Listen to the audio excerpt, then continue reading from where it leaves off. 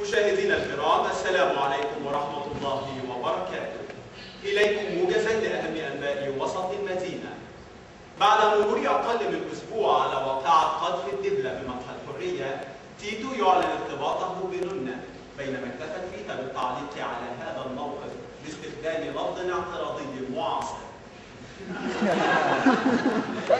زلطة يقرر قطع علاقته بنوشة كحل جذري لعلاج احتقان الموقف بينهما، بينما جاء تعليق نوشة على هذا القرار بسؤال: هو أنا صعب أوي كده؟